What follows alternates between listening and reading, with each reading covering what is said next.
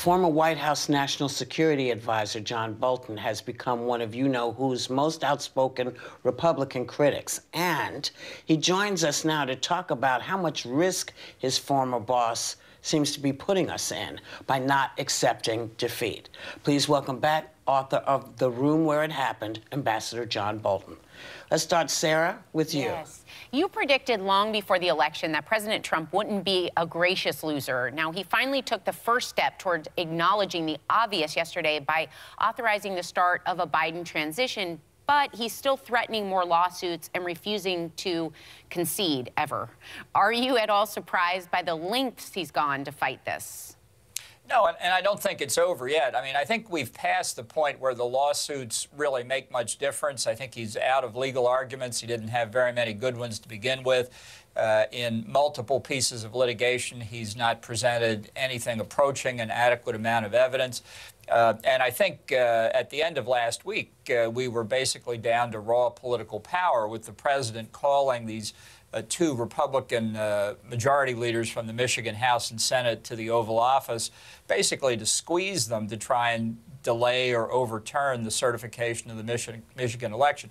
Now, that failed, and I'm hoping that whatever other efforts he's going to put up will fail as well. So I think now he's just writing his own history.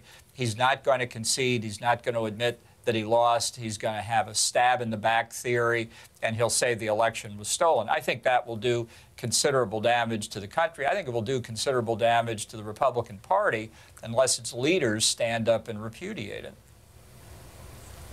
Well, sir, are you still a Republican? Absolutely. I'm still a conservative Republican. Okay, then let's talk about your party, because the leadership of your party has remained largely silent about Trump's effort to overturn the election outcome. We still haven't heard Mitch McConnell acknowledge Biden's win. It seems like a lot of them are worried about Trump's vindictiveness coming back to haunt them. As someone who's been on the receiving end of said vindictiveness, what do you say to your fellow Republicans who are trying to avoid that by staying quiet? And basically, you know, being cowardly, in my opinion.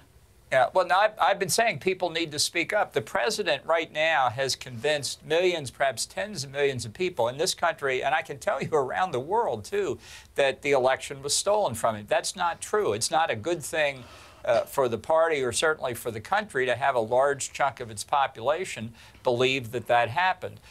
The longer it goes on with basically only Trump declaring that narrative, the harder it will be for people to accept the reality that he lost. So I think it's important. I've been saying it's important. I've welcomed many Republican leaders who have spoken out to tell the truth to our voters. I think they can handle it. And I think we need more, and the sooner the better.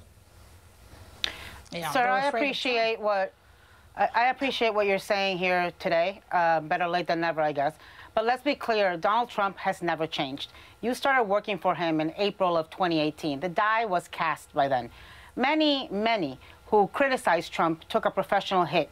And you went to work for him knowing he wasn't a conservative, knowing he lacked the fitness of character, knowing he lied. We knew who he was by April 2018. So how can you chastise your fellow Republicans now when you yourself legitimized, defended, normalized, and enabled Trump for so long? And what does it say about your character?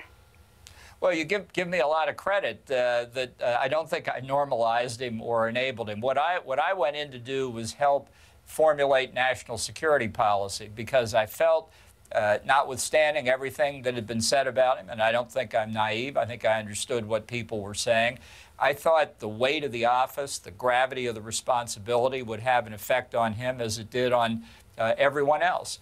And it turned out it didn't. Now, let's be clear. I'm not criticizing other Republicans. I'm urging them to come forward. I haven't named individuals. I'm not trying to play being virtuous at anyone else's expense. I'm trying to make a cold, hard political argument here that it endangers the party not to refute the Trump narrative. Well, welcome to the club, I guess. Ambassador, I'd like to speak with you about Rudy Giuliani, because you've known Rudy Giuliani a long time, and you were quite critical of him in your book, specifically, as I recall, detailing his involvement in the Ukraine controversy that led to President Trump's impeachment. I believe you called him a hand grenade. What are you thinking as you watch Giuliani over the past couple weeks peddling these ridiculous conspiracy theories and spinning his wheels? I mean, what does it say that this seems to be the best defense the president's got right now? Well, it shows he doesn't have any defense. And I think Chris Christie said on the weekend, summed it up pretty well when he said the legal effort was a national embarrassment. And I think we're really past the legal effort. I don't think it's conceivable that any of the arguments that they have left are going to prevail. And I think now it's really just to help Trump establish this this myth that that the election was stolen, judges are fixed. You know, they can throw Sidney Powell over the side, but their fundamental approach still hasn't changed, and it's going to fail. The question is how much damage this will do to the party as we are tied to this argument that Trump is making far into the future, unless we're better able to refute it than we have been so far.